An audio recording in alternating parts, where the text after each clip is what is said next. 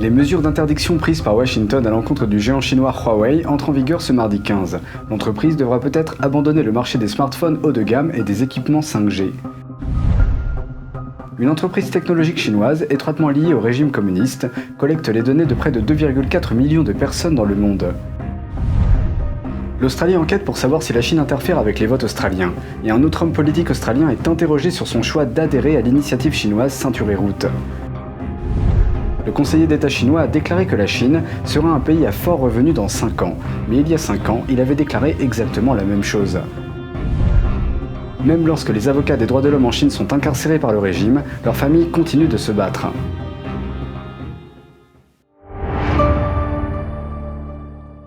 Bienvenue dans Regard sur la Chine, je suis Vladian Huitens. Commençons par nous intéresser à certains avocats chinois spécialisés dans les droits de l'homme, dont beaucoup sont réprimés par le régime communiste. Mais pendant qu'ils purgent leur peine de prison, leurs familles poursuivent leur combat. L'avocat chinois Yu Wensheng est condamné à 4 ans de prison par le régime totalitaire de la Chine. Son audience, tenue secrète au tribunal, a eu lieu il y a 3 mois dans la ville de Suzhou, dans la province orientale du Jiangsu. Dimanche dernier, son épouse Xu Yan a rendu le jugement de la cour publique. Un des supposés crimes de Yu a été de donner des interviews à NTD, plus précisément à la branche en langue chinoise de notre chaîne et à d'autres médias en dehors de la Chine. Dans ces interviews, il a souvent détaillé la mauvaise conduite des autorités chinoises.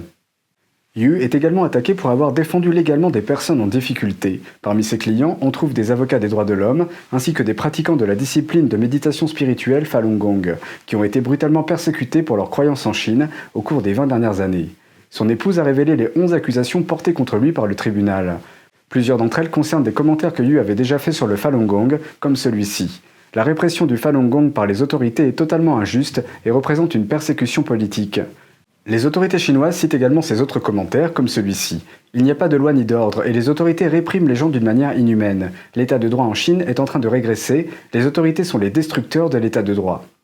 En se servant de ces commentaires comme preuve pour sa condamnation, Yu a été accusé par le tribunal de ce que l'on appelle incitation à la subversion du pouvoir de l'État. Mais son épouse dénonce la violation de la constitution du pays par le tribunal. It's a lawyer's right to defend people. It's part of the freedom of speech. The Chinese constitution also stipulates that citizens have freedom of speech, but he has been sentenced just because of this. Xu a expliqué que depuis son incarcération, son mari a perdu une partie des capacités fonctionnelles de sa main droite. Elle soupçonne qu'il s'agit du résultat de la torture subie en prison. Ni la prison dans laquelle il est détenu, ni le bureau de sécurité local ne lui ont donné d'explication. Le boycott de la rentrée scolaire dans la région de la Mongolie intérieure en Chine entre dans sa 3e semaine, mais Pékin resserre son emprise sur la population. Selon le Centre d'information sur les droits de l'homme en Mongolie du Sud basé à New York, au moins 9 Mongols ont perdu la vie. Cela s'ajoute aux milliers de personnes qui ont été arrêtées lors des manifestations. La crise a éclaté il y a quelques semaines suite à une initiative de Pékin visant à remplacer la langue mongole par le chinois dans les écoles de la région. Aujourd'hui, les autorités poursuivent les élèves afin de les faire revenir à l'école, alors que les parents veulent les garder à la maison. Même dans les communautés rurales les plus reculées, les habitants font état d'une forte présence policière. Les autorités d'un district ont publié un avis urgent samedi. Elles exigeaient que tous les parents mongols amènent leurs enfants à l'école dans un délai de 3 jours. Et pour ceux qui ne le font pas, les autorités les tiendront pleinement pour responsables. Cela signifie que s'ils ne reviennent pas, l'inscription des élèves à l'école sera annulée. De plus, leurs enseignants, et même le directeur de l'école, seront disqualifiés et ne recevront pas de promotion pendant 3 ans. Leurs parents seront également sanctionnés. Pour commencer, il leur sera interdit d'emprunter de l'argent à la banque. Ceux qui travaillent pour le gouvernement local seront démis de leurs fonctions, tandis que les travailleurs seront licenciés. Les parents de ménages à faible revenu et les personnes handicapées ne recevront plus non plus d'allocations ni de subventions d'invalidité. Enfin, un document publié dimanche a révélé que les parents qui refusent d'envoyer leurs enfants à l'école seront condamnés à une amende pouvant aller jusqu'à l'équivalent de 623 €, une somme colossale pour la population relativement pauvre de la région. Ce document a été diffusé dans différents districts de la Mongolie intérieure. Une vidéo mise en ligne montre également la situation des élèves qui sont contraints de retourner à l'école. Beaucoup d'entre eux refusent de participer aux cours, certains se couchent sur les tables, d'autres pleurent. Certains parents ont récemment commencé à scolariser leurs enfants à domicile, comme dans cette vidéo. La langue écrite sur le tableau noir est le mongol. Le conseiller d'État du chef du Parti communiste chinois Xi Jinping a récemment publié une déclaration, mais elle est extrêmement similaire aux déclarations qu'il a faites il y a 5 ans. Ses propos ont soulevé des questions sur la manière dont Pékin gère la stratégie de développement du pays. Le conseiller économique de l'État, Justin Lin-Yefu, a récemment déclaré que la Chine sera un pays à fort revenu dans 5 ans. Sa déclaration a été faite lors du Forum international sur l'investissement de 2020. Au cours du forum, il a également ajouté que diverses projections montrent que la Chine pourrait franchir le seuil des 10 720 € de revenus par habitant d'ici 2025. Selon lui, cela indiquerait que le pays est devenu une économie à revenus élevés. L'année dernière, le PIB par habitant de la Chine a tout juste dépassé le seuil de 8 441 €. C'est ce que montrent les statistiques publiées par le régime communiste. Mais en raison du manque de transparence du régime et de la tendance des responsables chinois à surestimer les données économiques, nous ne pouvons pas vérifier ces chiffres de manière indépendante. Même si le chiffre était exact, il y a toujours un écart de 2 279 € entre celui-ci et le niveau d'une économie à revenus élevés. Il y a 5 ans, Lin a déjà fait des déclarations similaires. Lors du premier Forum des idées en Chine, en septembre 2015, il a déclaré que la Chine ferait probablement partie des pays à revenus élevés dans les 5 prochaines années. À l'époque, cela signifiait d'ici 2020. Il a affirmé que d'ici là, la Chine deviendrait la 3e économie à passer d'une économie à faible revenu à une économie à revenu moyen et à un revenu élevé, après la Corée du Sud et Taïwan. Né à Taïwan, Justin Lin a fait défection en Chine en 1979. Le ministère de la Défense de Taïwan a émis un mandat d'arrêt permanent contre lui. Des militants pro-démocratie de Hong Kong se sont réunis mardi devant le tribunal. Plus d'une vingtaine de militants y ont fait apparition lors d'une veillée interdite pour commémorer la répression de la place Tiananmen de 1989.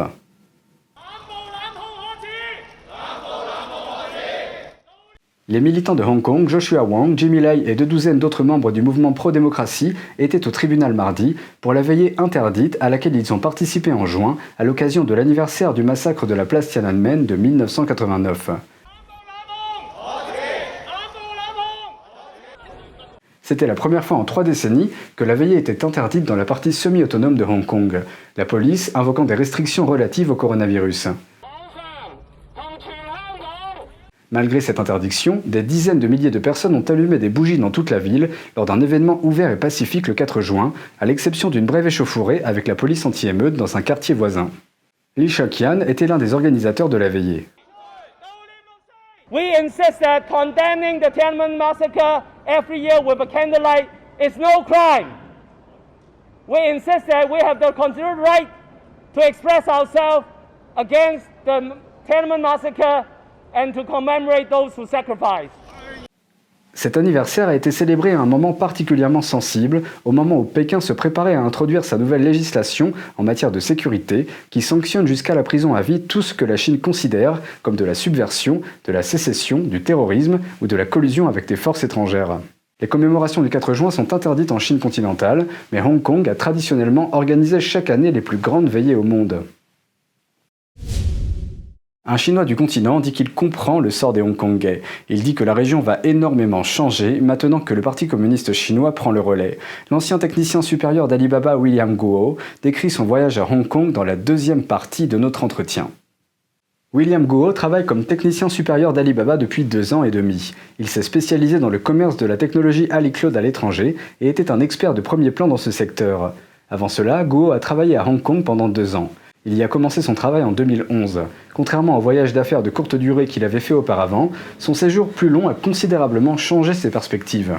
Sa première impression de Hong Kong a été celle d'un endroit propre et facile à vivre. Il a dit qu'il se sentait différent lorsqu'il y allait faire des achats ou manger au restaurant. L'atmosphère y est différente de celle de la Chine continentale.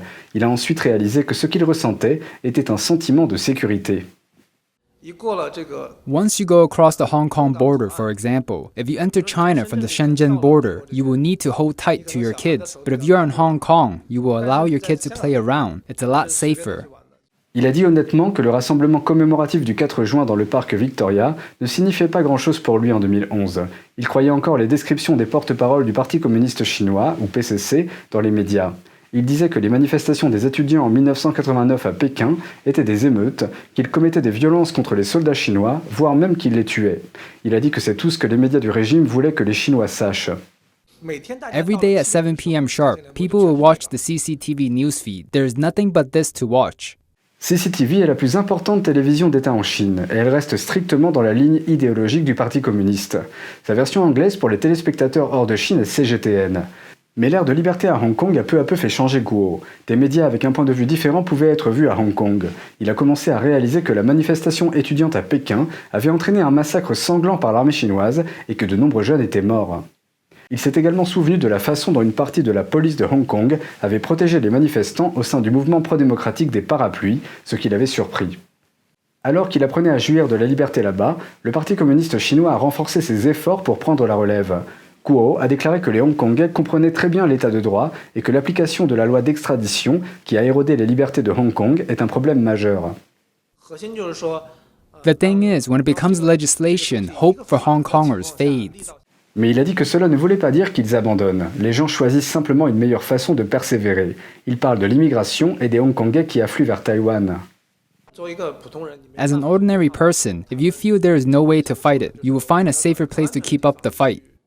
En tant que Chinois du continent, Guo a été témoin des changements qu'a connus Hong Kong et fait preuve d'une profonde compréhension des luttes des Hongkongais. Pour eux, ils étaient autrefois libres et maintenant ils ne le sont plus. Il a déclaré qu'ils se lèveront certainement et qu'ils se battront. L'interdiction de l'administration Trump sur le géant chinois des télécommunications Huawei a pris effet mardi 15. Cette mesure vise à isoler l'entreprise technologique de ses fournisseurs de puces. Selon un rapport des médias d'État chinois, se tourner vers d'autres marchés pourrait être le seul moyen pour Huawei de s'en sortir. L'interdiction américaine visant Huawei a pris effet ce mardi. Elle marque le jour où le géant chinois perd officiellement l'accès aux fournitures de puces électroniques. Et ces puces sont vitales pour la fabrication de ses smartphones haut de gamme et de ses équipements 5G. Le Security Times, un média d'État chinois, rapporte que Huawei est maintenant dans une impasse sur le marché des smartphones. Le rapport cite un expert en semi-conducteurs qui affirme que la seule issue possible pour l'entreprise est de se tourner vers d'autres domaines comme les ordinateurs portables ou les voitures. L'expert a déclaré qu'il est difficile pour Huawei de chercher d'autres fournisseurs de puces en Chine. La raison est que Huawei a besoin de puces performantes pour ses smartphones haut de gamme, mais par rapport à ses fournisseurs étrangers, les technologies des fabricants chinois sont en retard de plusieurs générations. Même certains fabricants chinois peuvent avoir du mal à contourner l'interdiction américaine. En vertu de cette interdiction, si les fabricants de puces utilisant la technologie américaine devaient fournir des puces à Huawei, ils devraient d'abord obtenir une licence des États-Unis. Et les exigences en matière de licence sont élevées. Même le plus grand fabricant de puces de Chine, SMIC, a encore besoin de l'approbation de Washington pour continuer à fournir Huawei. L'expert chinois cité par le Security Times a déclaré que même si la société peut accéder à des puces bas de gamme, cela ne donnerait pas à Huawei un avantage concurrentiel. Une autre option de dernière minute consiste à établir une chaîne d'approvisionnement autonome en semi-conducteurs, mais ce n'est pas non plus une tâche facile. La Chine essaie depuis des années de produire ses propres semi-conducteurs de pointe, mais cet effort vient de subir un revers. Sur les deux entreprises censées être à la pointe des avancées technologiques du pays, l'une est au bord de la faillite, tandis que l'autre risque de faire l'objet de sanctions américaines. Des fonctionnaires fédéraux ont saisi une cargaison de masques contrefaits. Une énorme quantité de faux masques N95 est arrivée de Chine. Des agents des douanes et de la protection des frontières de Chicago ont prélevé un échantillon de masques sur un chargement en provenance de Chine. La cargaison contenait un demi-million de masques. Elle était destinée à une entreprise du New Jersey. Les autorités ont testé les masques et ont constaté qu'un dixième d'entre eux présentait une efficacité de filtrage inférieure à 95%. La totalité de la cargaison a alors été saisie. Les autorités ont déjà interdit à plus de 60 fabricants de masques N95 chinois d'exporter aux États-Unis. Les tests ont montré que beaucoup de leurs produits étaient loin de répondre aux normes de qualité américaines. Des preuves directes de la surveillance et de la collecte de données sur les étrangers par la Chine ont été mises en évidence. Une entreprise technologique chinoise étroitement liée au régime communiste collecterait des données sur près de 2,5 millions de personnes dans le monde. Les chefs d'État du Royaume-Uni, du Canada, de l'Australie et de l'Inde, d'éminents hommes politiques et des membres de leur famille, des officiers militaires, la famille royale britannique et des entrepreneurs prometteurs dont les startups développent des technologies de pointe. Ils font partie des 2,4 millions de personnes ciblées par une entreprise chinoise qui a développé une base de données massive au cours des 3 dernières années. C'est ce que révèlent les médias à propos d'une fuite dans une base de données développée par Zhenhua Data, une entreprise technologique de la province chinoise du Guangdong. Traduit du chinois, le nom de la société signifie « la renaissance de la Chine ». La base de données a été initialement obtenue par le chercheur américain indépendant Christopher Balding l'année dernière. Plusieurs médias d'Inde, d'Australie, du Royaume-Uni et d'autres pays l'ont examinée. Selon un nouveau document de recherche co-rédigé par Balding et le cyberexpert Robert Potter, la majorité des données ont été collectées à partir de sources accessibles au public. Cela inclut les réseaux sociaux et les articles de presse. Mais les experts affirment que l'ampleur même des données est préoccupante. Les experts soulignent également les liens étroits de l'entreprise chinoise avec le régime communiste. L'entreprise entretient des partenariats étendus avec les agences de défense et de renseignement chinoises. L'entreprise a déclaré aux médias d'État chinois que ces opérations font partie du fonctionnement normal d'une entreprise et a accusé les médias occidentaux de mal interpréter la situation. La Renaissance de la Chine a retiré son site officiel après la publication du rapport. Un ancien employé de l'entreprise technologique chinoise Huawei déclare que cela est un secret de polichinelle, que les entreprises chinoises collectent des renseignements pour le régime. Il a quitté Huawei en avril 2019. This is just the tip of the iceberg. Other than China Revival, there are companies in China's Fujian and Zhejiang provinces that also do it. Huawei and the semiconductor producer SMIC have all done it. They are backed by the CCP and the Chinese military. Jin a déclaré que la Chine pourrait potentiellement utiliser les données pour influencer les élections dans les pays démocratiques. Manipulate elections, targeting certain demographics and sending them disinformation, or target public figures that the CCP doesn't like, then make up rumors to discredit those people. Les rapports des médias révèlent également l'intérêt de la compagnie pour le secteur spatial et scientifique australien. Jusqu'à présent, elle a suivi les transferts des équipements spatiaux australiens top secret. Le PDG de l'entreprise, un ancien employé d'IBM, a déclaré sur les réseaux sociaux chinois que les données rassemblées sur ces réseaux sociaux peuvent être utilisées pour une guerre hybride et psychologique. Dans ce qui pourrait être une violation du droit international, la police australienne a eu accès à la correspondance de diplomates chinois de haut niveau. C'est ce qui ressort d'un reportage d'ABC. Elle fait partie d'une enquête visant à déterminer si la Chine se mêle de la politique australienne. Les mandats de perquisition vus par ABC montrent que la police australienne enquête sur une éventuelle tentative du consulat chinois de Sydney d'influencer les votes en infiltrant le parti travailliste. Les enquêteurs cherchent à savoir si le député travailliste de Nouvelle-Galles du Sud, Shaoget Moselman, est en relation avec Pékin, y compris son conseiller politique John Zhang et le consul chinois à Sydney, Sun Yantao, qui coordonne l'agence d'influence étrangère de la Chine, le United Front Work Department, à Sydney. Selon ABC, le conseiller politique Zhang a accusé les autorités australiennes d'avoir saisi ses courriels et messages entre diplomates de haut niveau, ce qui constituerait une violation du droit international et australien. Mais si Zhang est reconnu coupable d'ingérence étrangère, il pourrait être condamné à une peine de prison allant jusqu'à 15 ans. Outre Zhang, les mandats mentionnent également au moins 7 autres personnes soupçonnées de faire partie du complot visant à s'immiscer dans les élections. 3 d'entre elles sont des journalistes travaillant pour les médias publics chinois. Des agents fédéraux ont fait une perquisition au domicile et au bureau de Moselman en juin. Moselman a nié tout acte répréhensible. Des tensions ont éclaté entre les deux pays depuis que l'Australie a posé des questions sur l'origine du virus. L'Australie a récemment rapatrié 2 journalistes de Chine. Ils ont été interrogés par les autorités chinoises concernant l'arrestation d'une présentatrice de télévision australienne, Cheng Lei, en Chine. De hauts fonctionnaires ont entre-temps déclaré à ABC que cet interrogatoire pourrait être une mesure de représailles à l'enquête. Et un autre homme politique australien est également confronté à des questions concernant la Chine. Le Premier ministre travailliste Daniel Andrews est interrogé sur son choix de participer à la très controversée initiative Ceinture et Route de la Chine. Cette initiative s'inscrit dans le cadre de la révision des accords étrangers qui pourrait constituer une menace pour l'intérêt national, conformément au nouveau projet de loi sur les relations étrangères du Premier ministre Scott Morrison. L'initiative Ceinture et Route, dans l'État de Victoria, devrait être l'un des premiers accords importants à être annulé dans le cadre de ce nouveau projet de loi. La Chine, quant à elle, a fait monter la pression sur les exportations australiennes. L'administration générale des douanes, en Chine, impose une inspection renforcée sur les expéditions de blé australien. Selon le gouvernement australien, la Chine est l'un des plus grands exportateurs de blé en provenance d'Australie. En 2017, la Chine a importé pour près de 400 millions de dollars de blé australien. Cela se produit après que Pékin ait imposé des droits de douane écrasants de 80% sur l'orge australienne en mai. Et c'est tout pour aujourd'hui, merci d'avoir suivi Regard sur la Chine, on se donne rendez-vous demain pour une prochaine émission. N'hésitez pas à réagir, à commenter ou à vous abonner à la chaîne YouTube. Si vous êtes déjà abonné, vous pouvez cliquer sur le symbole en forme de cloche pour être tenu informé en temps réel de la publication de nos vidéos. Très bonne soirée et à bientôt.